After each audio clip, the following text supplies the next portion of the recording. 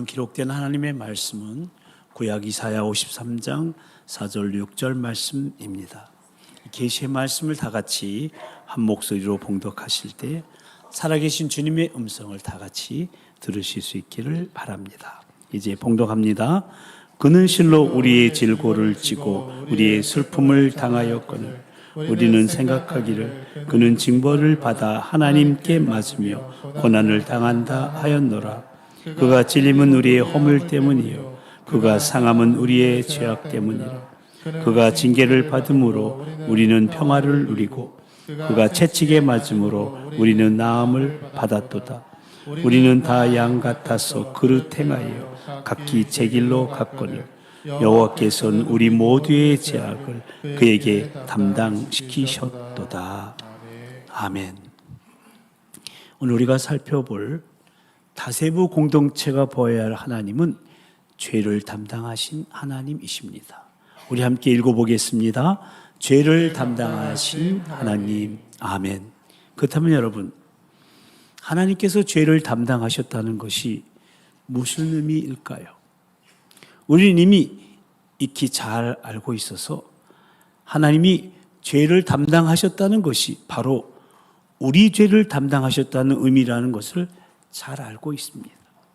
하지만 그런 사전적인 지식 없이 문자 그대로 죄를 담당하신 하나님 하면은 마치 검사나 판사가 범죄 사건을 담당하는 모습이 떠오를 수 있습니다.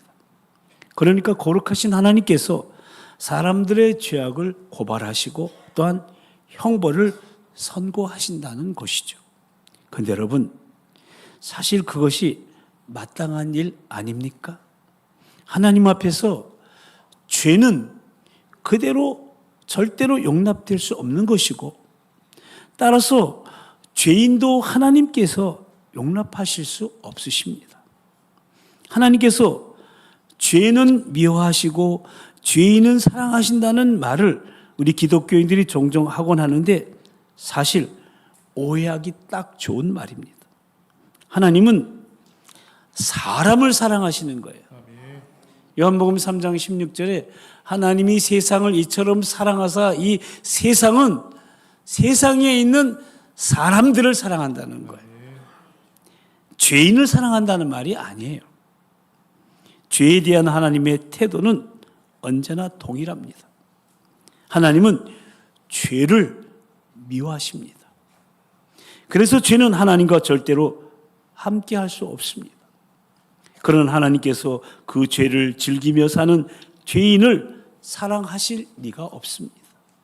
성경 어디에도요, 성경 어디를 찾아봐도 하나님께서 죄인, 즉 악인, 교만한 자, 살인하는 자, 간음하는 자, 거짓 증언하는 자를 사랑하신다는 말씀은 없습니다.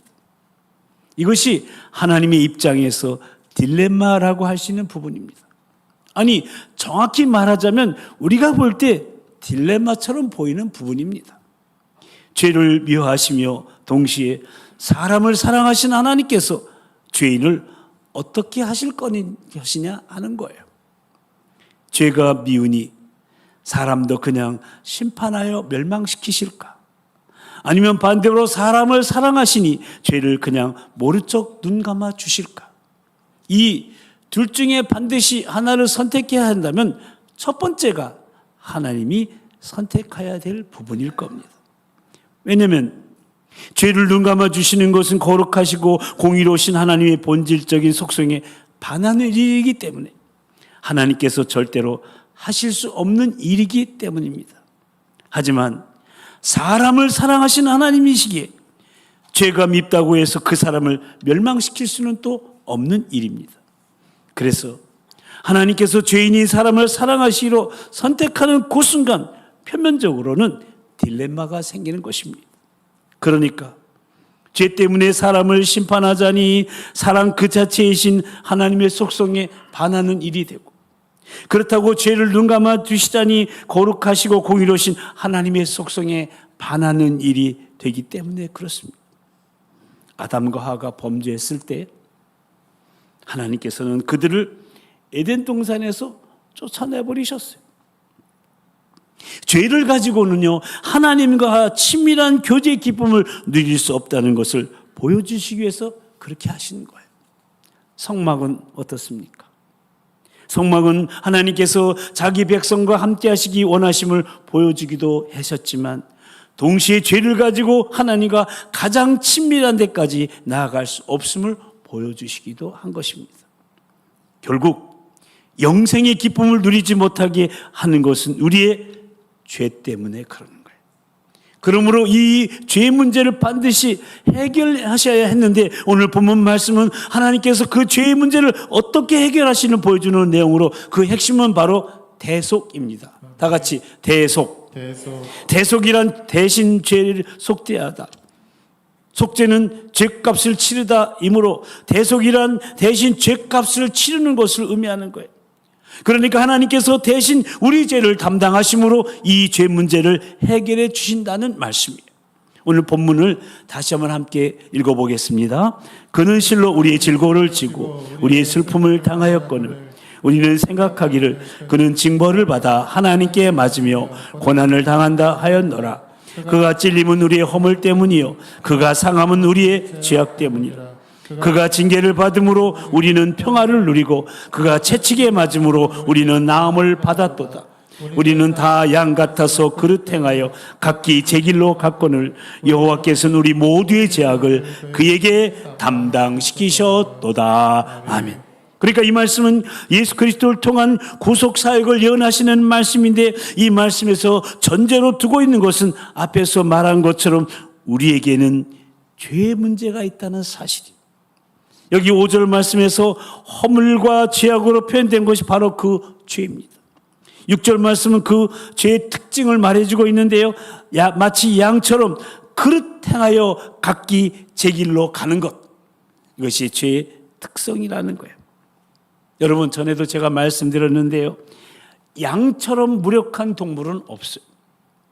목자가 없으면 양은 저 야생에서 살아갈 수가 없어요. 하지만 양은 마치 그런 목자가 필요 없다는 듯이 행동합니다. 그저 풀밭에만 관심을 가지고 자기가 원하는 곳으로 가는 거예요. 그런데 또 양은 겁이 많아요. 그래서 뭔가 놀라게 되면은 안전한 곳으로 피하는 것이 아니라 그냥 아무 곳으로나 뛰어갑니다. 그래서 길을 잃어버리게 되면은 다시 만약에 목자를 만나지 않는다면 그러면은 죽음에 이르게 되는 거예요. 이것이 양의 특징이요. 이것이 바로 하나님을 떠난 사람들의, 모든 사람들의 특징이라는 거예요. 사람들은요, 가만히 보세요. 자신만만하게 살아가요. 하나님 없어도 잘 살 수 있다고 착각하고 생각하는 거예요. 스스로 충분히 선하다고 생각하기 때문에 그래요. 하지만 그렇지 않아요. 죄인된 우리는 더욱 죄짐에 눌려 탄식하게 되고요, 결국 하나님을 만나지 못하면, 하나님을 믿지 못하면 멸망에 이르고야 마는 거예요. 이런 우리를 하나님은 사랑하시고 함께 하시고 그렇게 살기를 원하신다는 거예요. 아멘. 이때는 아멘을 크게 하시는 거예요. 다시 할게요. 이런 죄인된 우리를 하나님은 사랑하시고 함께 하시기를 원하십니다. 아멘. 만일 사람이 스스로 자신의 죄에서 벗어날 수 있다면 아무 문제가 없어요. 하나님 그냥 기다리시면 되는 거예요. 하지만 사람에게서 그런 희망은 찾아볼 수가 없어요. 로마서 3장 9절에서 18절까지 말씀 함께 읽어보겠습니다. 그러면 어떠하냐? 우리는 나으냐? 결코 아니라. 유대인이나 헬라인이나 다 죄 아래 있다고 우리가 이미 선언하였느니라. 기록된 바 의인은 없나니 하나도 없으며 깨닫는 자도 없고 하나님을 찾는 자도 없고 다 치우쳐 함께 무익하게 되고 선을 행하는 자는 없나니 하나도 없도다. 그들의 목구멍은 열린 무덤이요 그 혀로는 속임을 일삼으며 그 입술에는 독사의 독이 있고 그 입에는 저주와 악독이 가득하고 그 발은 피 흘리는데 빠른지라. 파멸과 고생이 그 길에 있어 평강의 길을 알지 못하였고 그들의 눈앞에 하나님을 두려움이 없느니라 함과 같으니라. 아멘. 이 말씀 읽으면서 어떻게 생각이 드세요? 바로 내 얘기하는 것 같지 않으세요? 하나님 없이도 살아가는 어리석은 인생들의 모습. 이것이 바로 이 땅에 태어난 모든 사람들의 죄된 상태의 모습이에요. 우리 중 그 누구도 이 죄에서 벗어난 사람이 없습니다. 아니, 그렇게 하려고 하는 사람도 없습니다. 인류가 발전했다고 말하지만 지금 과거보다 우리가 더 선하다고, 더 좋아졌다고 말할 수 있습니까? 갈수록 더 악해지고 사나워지고 있는 우리네 현실을 보고 있지 않습니까? 과거보다 훨씬 더 많은 교육을 받고 있는 지금인데 과거보다 지금 우리는 서로를 더 믿을 수 있습니까? 결코 그렇지 않습니다. 보다 정교한 거짓과 사기가 넘쳐나는 세상을 우리는 살아가고 있어요. 일단은 의심하고 봐야지, 일단 믿고 보면 손해만 보는 세상이 되어버리고 말았어요. 우리 아이들의 교실은 어떨까요? 과거보다 훨씬 더 서로를 사랑하고 위하고 있을까요? 그렇지 않아요. 어른들이 만들어 놓은 사회가 그렇지 않기 때문에 아들이라고 뭐 다를 바 없어요. 죄송하지만 제가요, 여기 가까운 오봉초등학교의 운영위원장입니다. 그 학교의 모든 예산, 인사 문제 다 제가 가서 결정하고 제 사인이 없으면 안 됩니다. 이렇게 섬길 수 있는 기회를 주셔서 얼마나 감사해요. 왜요? 우리 아이들이 제일 많잖아요, 그 학교에. 근데요, 저와 여러분 학교 다닐 때는 교실에 없는 게 그 교실에 있어요. 뭔지 아세요? 교실마다 벨이 있어요, 벨. 이 벨이 뭐냐고 물어봤더니 학생이 학생들을 때린다는 거예요. 초등학교에서도 이 구타가 있는 거예요. 또 요즘 초등학생이 크잖아요. 5학년, 6학년 선생님보다 다 커요. 학생을 올려다봐야 돼. 그런 애들이 선생님을 때리는 거예요. 선생님을 구타하는 거예요. 그러니까 급하니까 벨을 누르는 거예요. 그러면은 벨 소리 듣고 올라가서 말려야 되는 거예요. 이게 학교 교실이에요. 선생님의 권위가 다 떨어졌어요. 초등학교 교실에서 이런 일들이 일어나고 있어요. 더 발전됐는데 모든 게 다 도와줬는데 안 그런 거예요. 각종 시스템이 사람들의 죄성을 대놓고 드러내지 못하게 막고 있을 뿐이고요.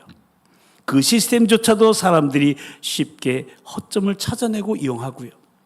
서로가 서로를 위해서 지키자고 한 그 약속을 나의 이익을 위해서 지키지 않고요. 그리고 가장 큰 피해자는 가장 심없고 연약해서 가장 보호가 필요한 사람들이 대부분입니다. 과거에는 기술이 부족해서 태어난 아이들이 오래 살지 못하고 죽었지만 지금은 인권이라는 이름으로 수많은 아기들이 태어나지도 못하고 죽임을 당하고 있어요. 이렇듯 인류는 선을 향해서 가고 있지 않아요.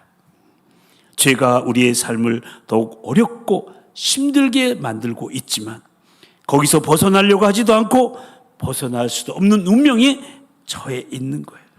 그러면 우리 하나님은 어떻게 하셔야 할까요? 하나님은 어떻게 이런 죄악을 사랑하시고 그들과 함께 하실 수 있으실까요? 사실 이것은 하나님의 딜레마가 아니면 우리 사람들이 풀 수 없는 숙제예요. 이건 인생의 인간이 풀 수 없는 숙제란 말이에요. 하지만 결국 답은 하나님께서 어떻게든 무엇인가를 우리를 위해서 해주셔야 한다는 사실이에요. 하나님만이 해결책이에요. 우리 입장에서 할 수 있다는 것은 아무것도 없어요. 그런데 참 감사하게도 그 하나님은 사랑하시는 하나님이에요. 다 같이 사랑하시는 하나님. 이건 더 크게 해야 되는 거예요. 나를 사랑하신 하나님. 아멘. 설교 끝. 이것만 깨달으면 돼요. 하나님의 특별한 사랑은 우리가 이사야 43장에서 봤던 것처럼 우리가 생각할 수 있는 수준을 넘었어요. 내가 내 눈에 보배롭고 존귀하며. 얼마나 감사해요. 저와 여러분을 보면서 하나님이 이렇게 표현하시는 거예요. 네가 내 눈에 보배롭고 존귀하며 내가 너를 사랑하였은즉 내가 네 대신 사람들을 내어주며 백성들이 네 생명을 대신하리니.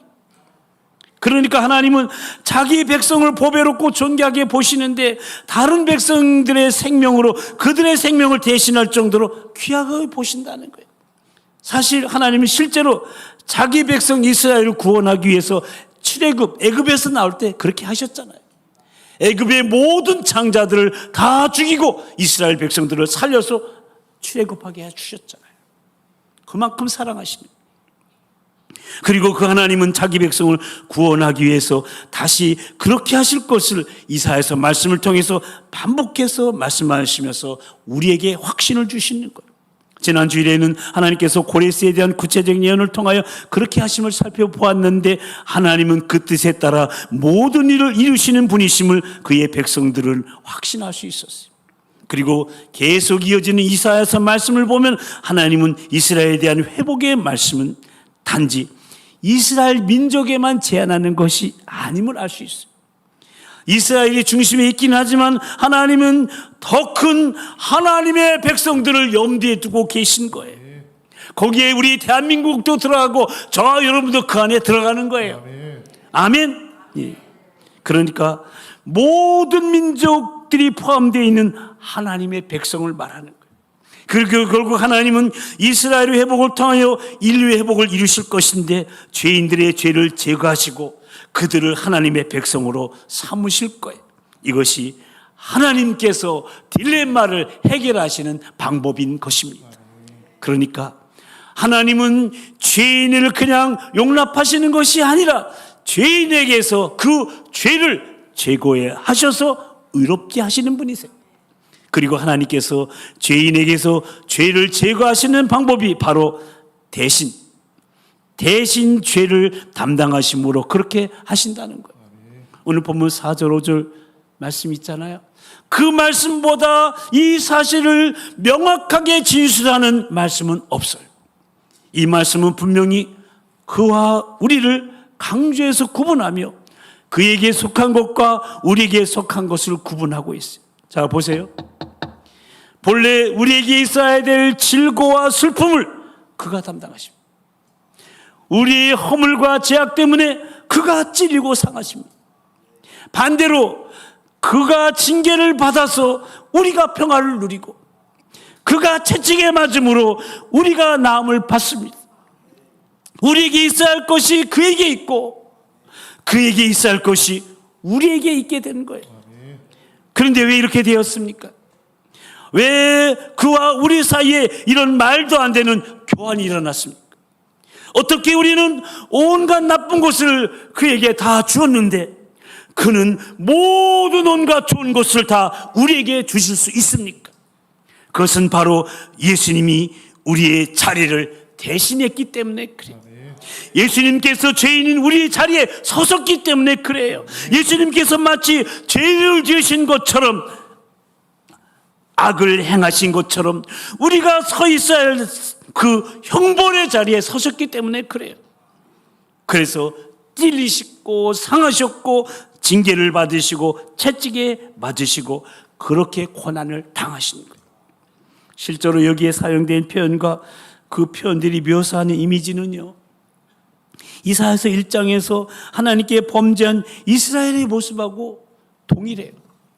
슬프다 범죄한 나라여 허물진 백성이여 행악의 종자여 행위가 부패한 자식이로다. 그들이 여호와를 버리며 이스라엘의 거룩하신 이를 만홀히 여겨 멀리하고 물러갔도다. 너희가 어찌하여 매를 더 맞으려고 폐역을 거듭하느냐.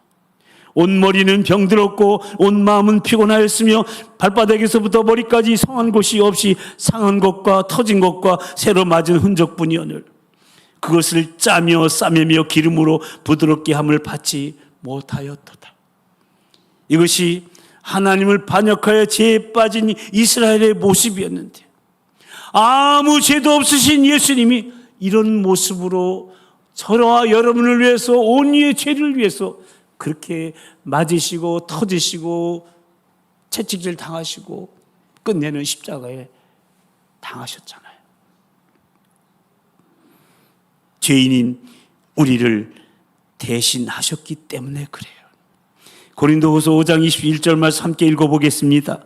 하나님이 죄를 알지도 못하신 이를 우리를 대신하여 죄로 삼으신 것은 우리로 하여금 그 안에서 하나님의 의가 되게 하려 하심이라. 베드로전서 3장 18절도 같이 읽습니다. 그리스도께서도 단번에 죄를 위하여 죽으사 의인으로서 불의한 자를 대신하였다 증거하고 있어요. 그렇습니다. 조금도 죄가 없으신 예수님께서 백성들의 죄를 대신 담당하신 것. 또한 예수님은 자발적으로 죄를 담당하셨어요. 오늘 본문 4절을 다시 보시면 사람들은 예수님의 고난을 보면서 그가 징벌을 받아 하나님께 맞으며 고난을 당한다고 생각했어요. 하지만 그렇지 않습니다. 예수님은 스스로 자원해서 우리의 질고를 지고 우리의 슬픔을 당하셨습니다. 그래서 곤욕을 당하여 괴로우실 때도 그 입을 열지 않으셨고요. 마치 도상으로 끌려가는 어린 양과 털 깎는 자 앞에서 잠잠한 양과 같이 그 입을 열지 아니하였도다. 죄 없으신 예수님, 그렇게 고난과 고통 당하지 않으셔야 될 예수님, 당하시면서 입을 열지 않으신 거예요. 저는요, 이 말씀 설교를 준비하면서 여기에서 걸렸어요. 왜냐하면 저는 입을 열어서 말하고 있더라고요. 부끄럽게 나는 말하고 있었더라고요. 예수님은, 죄 없는 예수님은 그 고통 고난을 십자가에 달리면서도 말하지 않으셨는데 저는 말하고 있었더라고요. 오늘 설교에서 제가 이 말을 할 줄 알고 어떤 분이 제 방에 오셔서 저한테, 목사님, 저한테 할 말이 있습니다. 목사님한테 제가 드릴 말씀이 있습니다. 근데 하나님께 기도했더니 하나님이 하지 말라고 합니다. 그래서 말 안 하겠습니다. 제가 이 말을, 오늘 성경 본문에 이 말이 있는 걸 아셨는지 컨능하셨는지 제 방에 오셔서 말 안 하시겠대요. 고마워요. 참 감사해요. 그렇지만 제가 말씀드렸어요. 언제든지 제 목회에 도움이 된다면 언제든지 말씀해 주세요. 혹 제가 마음을 상하게 했더라면 잘못했습니다. 용서해 주세요. 제가 90도로 절을 했어요. 그러니까 우리 주님은 잠잠하게 순응하셨다는 말씀이에요. 그렇습니다. 예수님께서 죄인의 죄를 담당하신 모습은 그러하셨습니다. 하기 싫은 일을 반항하면서 억지로 하시는 것이 아니라 예수님은 스스로 이 길을 선택하신 분이에요.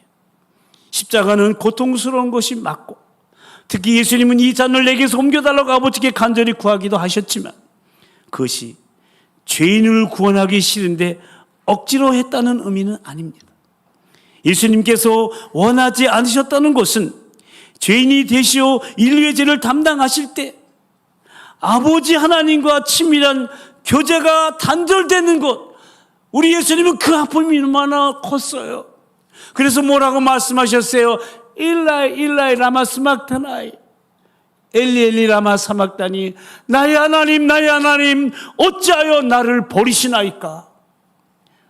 하나밖에 없는 아들 독생자 예수님을 버리셔야 했던 하나님의 마음, 저 십자가에 못 박혀 죽게 버리셔야 했다는 그 아버지의 마음, 아버지와 단절되는 그 아픔을 예수님은 너무나 컸기 때문에, 그 아픔 때문에 이 말씀하신 거예요.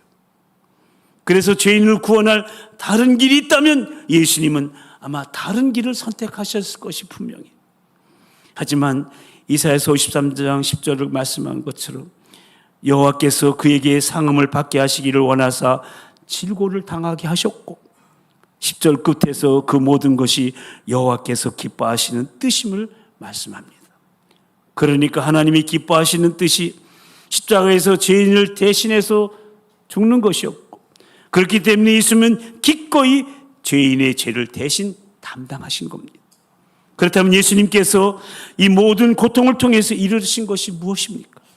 바로 죄를 담당하신 거예요. 저와 여러분의 죄를 대신 담당하신 거예요. 우리가 받아야 될 죄의 형벌을 대신 받으셔서 우리가 받아야 될 죄의 형벌을 제거해 주신 거예요. 이렇듯 예수님은 자신이 범죄자 중에 하나로 헤아림을 받은 것을 통해 많은 사람들의 죄를 대신 담당하셨습니다. 이것이 예수님께서 십자가를 통해서 궁극적으로 이루신 놀라운 일이에요.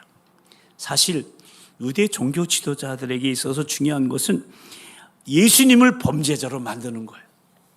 그래서 예수님은 범죄자 중에 하나로 헤아림을 받으셔야 했어요. 그러니까 단순히 죽는 것이 아니라 공적인 범죄자로 죽어야 했다는 거예요. 그래서 그들은 예수님을 비밀리에 살해하지 않았어요. 저 십자가라는 공개 처형을 당하길 원했던 거예요. 예수님이 죄인으로 죽어야 예수님께서 하신 모든 말씀이 무의미한 것이 되기 때문에, 그래야 다시는 예수님을 따르려고 하는 자들이 생겨나지 않을 것이기 때문에 그래요. 결국 그들의 계획은 성공했습니다. 그들은 예수님을 이방인의 손에 넘겨서 채찍질 당하게 했습니다. 많은 사람이 보는 앞에서 십자가를 지고 갈보리 언덕길을 올라가게 했습니다. 그리고 마침내 십자가에 못 박아 죽였습니다. 그 모습을 본 모든 사람들은 예수님이 결국 자기 죄로 인해 이 모든 고난을 당하고 처형당했다고 생각하게 되었을 것입니다. 그것이 공개 처형의 목적이었기 때문에요. 하지만 궁극적으로 여러분, 이 모든 것은 하나님이 계획하신 거예요. 예수님께서 기꺼이 순종하셔서 벌어진 일이라는 사실이에요. 우리는 유대인들이, 종교 지도자들이, 빌라도가, 로마 군병들이 혹은 우리의 죄가 예수님을 십자가에 못 박았다고 말하는데 전혀 주저함이 없습니다. 그렇게 말하는 것이 사실 틀린 것도 아닙니다. 하지만 이렇게 말할 수도 있어야 됩니다. 하나님이 예수님을 십자가에 못 박으셨습니다. 하나님께서 예수님이 상함받기를 원하셨고 질고를 당하게 하셨습니다. 하나님께서 그렇게 하기를 기뻐하셨고 예수님도 그렇게 하셨습니다. 이것이 앞에서 살펴본 이사야 53장 10절의 말씀의 표현인데, 어떤 사람들은 이 표현 때문에 십자가를 전 우주적으로 가장 끔찍한 아동학대라고 말하기도 합니다. 그러니까 하나님 아버지가 아들 예수님을 십자가에 못 박았기 때문에 아동학대라고 말하는 거예요. 그러나 여러분, 결코 그렇지 않습니다. 십자가는 전 우주적으로 가장 놀라운 사랑의 표현이라는 사실입니다.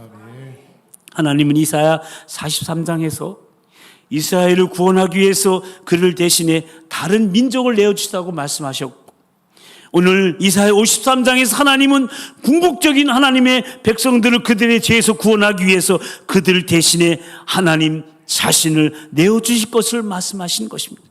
그렇습니다. 하나님께서 인간의 죄를 대신 담당하셨습니다. 이것이 인류의 죄에 대한 하나님의 해법이고 유일한 해법이고 다른 해법은 없습니다. 구약의 제사는 이 모든 것들의 모형이었습니다. 특별히 대속제일에 드려지는 두 염소는 대속의 의미를 잘 보여주는데, 1년에 한 번 대속제일에 되면 대제사장이 백성들 대표해서 제사를 드리게 됩니다. 그러면 염소 2마리 중 1마리는 속죄 제사에서 각을 떠서 드리게 되고, 다른 1마리에게는 대제사장이 그 머리에다 안수해서 모든 죄를 그에게 전가한 후 광야로 멀리 보내버립니다. 희생제사를 통해서 죄가 백성에게서 멀리 옮겨졌음을, 즉 제거되었음을 상징적으로 보여주는 모습이라는 것입니다. 하나님이신 예수님께서 죄인의 죄를 담당하셨다는 의미가 바로 이겁니다. 예수님은 하나님께서 미워하시는 죄를 죄인에게서 제거하셨습니다. 이제 하나님의 딜레마는 사라졌습니다. 우리가 풀 수 없는 문제가 해결이 되었습니다.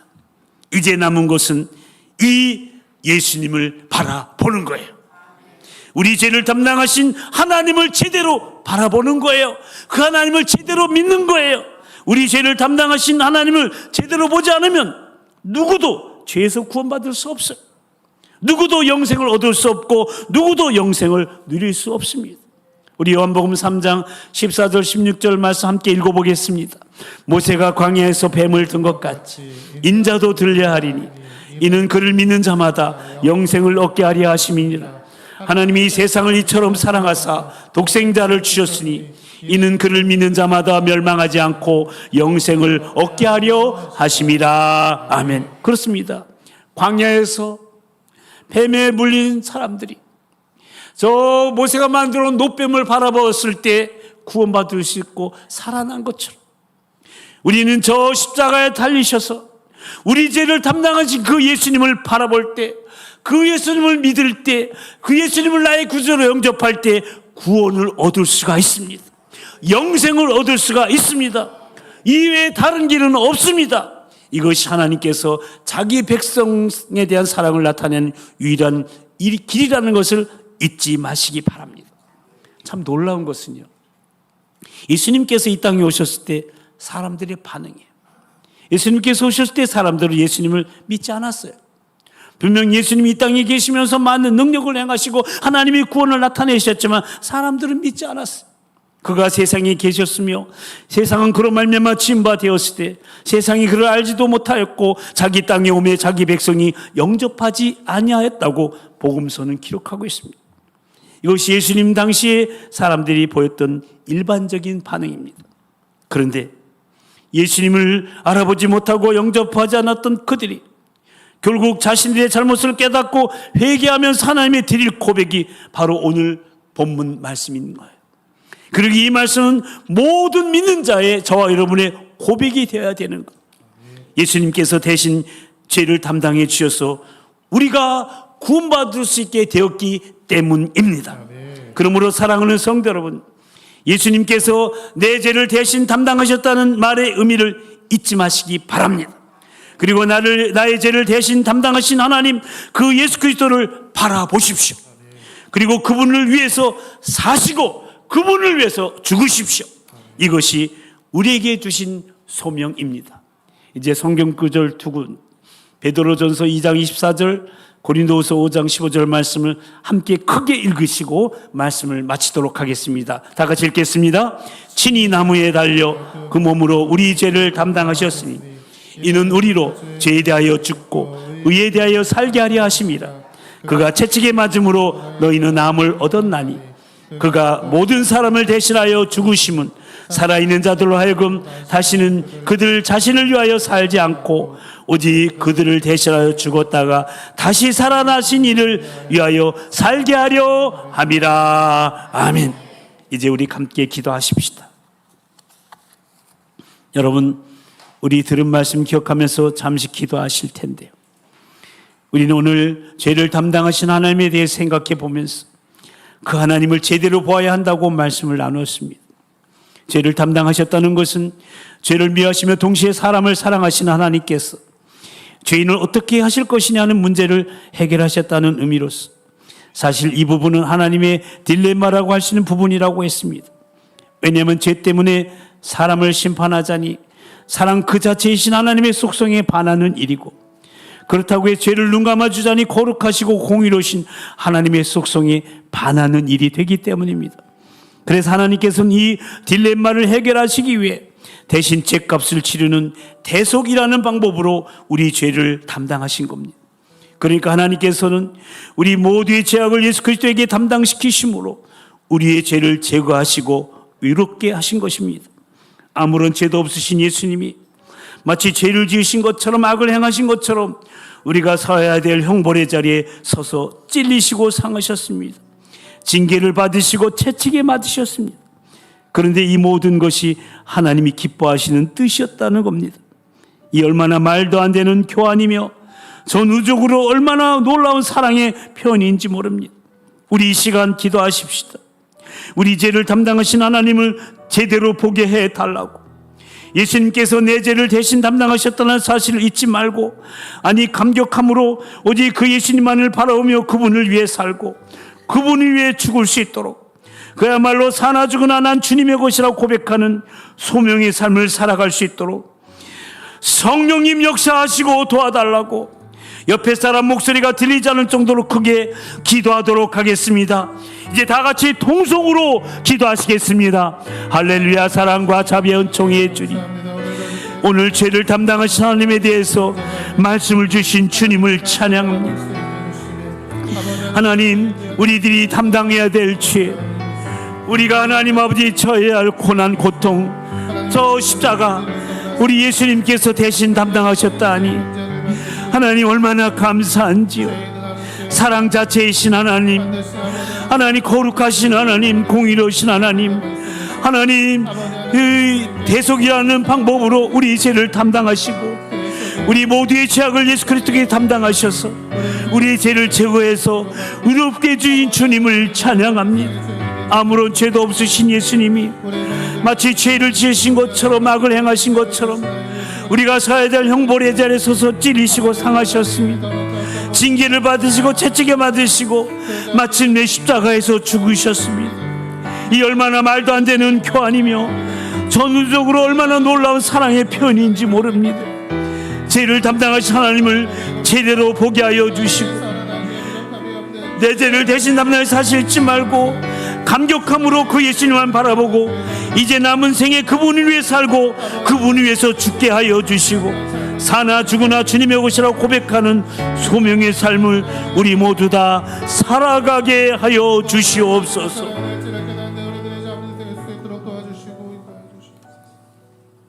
하나님 아버지, 오늘 말씀을 통해 우리가 제대로 보아야 될 죄를 담당하신 하나님에 대해서 생각해 보면서 죄 때문에 하나님과의 친밀한 교제, 그 영생의 즐거움을 누리지 못하던 우리들의 죄를 담당하신 그 십자가의 크신 은혜와 그 놀라우신 사랑을 다시금 깨닫게 하시오니 참으로 감사를 드립니다. 모쪼록 죄를 미워하셔서 동시에 사람을 사랑하신 하나님께서 죄인을 어떻게 하실 것이냐 하는 딜레마를 대신 죄값을 치르신 대속이라는 방법으로 우리 모두의 죄악을 예수 그리스도에게 담당시키심으로 우리의 죄를 제거하시고 의롭게 하셨음을 한시도 잊지 말게 하시고 아무런 죄도 없으신 예수님이 마치 죄를 지으신 것처럼 악을 행하신 것처럼 우리가 사회의 형벌의 자리에 서서 찔리시고 상하시고 징계를 받으시고 채찍에 맞으신 것이 하나님이 기뻐하시는 뜻이었고 그 뜻에 우리 예수님이 기꺼이 순종하심으로 우리가 지금 구원의 자리에서 영생을 누릴 수 있음에 감격하면서 감사하면서 오직 그 예수님만 바라보며 살아가게 하여 주시옵소서. 모름지기 그분을 위해 살고 그분을 위해 죽을 수 있는 소명의 삶을 그야말로 사나 죽으나 난 주님의 것이라고 고백하며 따르는 그 십자가 사랑의 던잘따로 우리 모두 다 살아갈 수 있도록 성령님 우리 한 사람 한 사람을 도우시고 끝까지 인도하여 주시옵소서. 믿사옵고 친히 우리 죄를 담당하시고 부활하셔서 지금도 자기 백성을 보호하시고 그 영생의 길로 이끄시는 살아계신 우리 주 예수 그리스도의 이름으로 간절히 기도드리옵나이다. 아멘. 다 같이 일어나셔서 십자가의 전달자 찬양하십니다. 난 지극히 작은 자 죄인 중에게 무익한 날 부르셔서 간절한 기대와 소망 부끄럽지 않게 십자가 전케 하셨네. 어디든지 가리라 주 위에 서라면 나는 전하리 그 십자가 내 몸에 밴 십자가 그 보혈의 향기 온 세상 채울 때까지 우리 옆에 사람을 축복하면서 살아도 주를 위해 죽어도 주를 위해 사나 죽으나 난 주의 것. 십자가의 능력,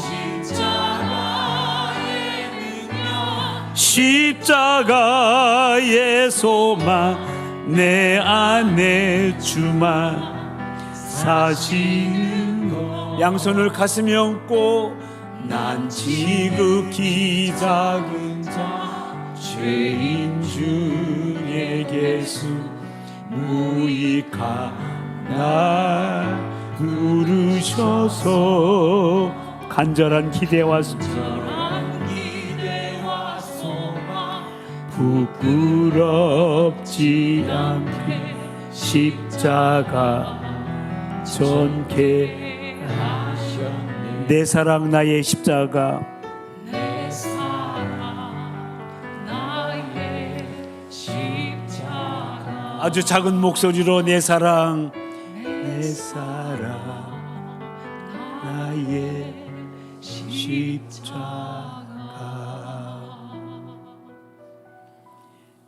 이제는 우리를 구원하시려 생명까지 내어버리신 우리 주 예수 그리스도의 그 크신 구속의 은혜와 우리를 위해 독생자를 아낌없이 내어주신 하나님 아버지의 그 극진하신 사랑하심과 지금도 우리 함께 하시며 감화감동으로 충만케 하심으로 영생을 누리게 하시는 성령님의 역사하심과 교통하심이 대속이라는 그 놀라운 십자가 은혜와 사랑으로 우리 죄를 친히 담당하신 하나님이신 예수 그리스도만을 바라보며 오직 그분을 위해 살고 그분을 위해 죽는 그야말로 사나 죽으나 난 주님의 것이라 고백하며 따라가는 십자가의 전달자로 소명의 삶을 살아가기로 다짐하며 한 주간의 삶을 예배로 시작하는 우리 사랑하는 모든 도보가족들 위해 이 자리에 참석하는 한 사람 한 사람 위해 주의 몸된 교회와 한국교회 이 나라의 민족 위에 특별히 우리 미래인 다음 세대 위에 그리고 우리를 통해 주님을 고백하게 될 도봉계 미래의 성도들을 위해 오늘 오후에 있을 교육목장 여름사역 나눔 예배 위에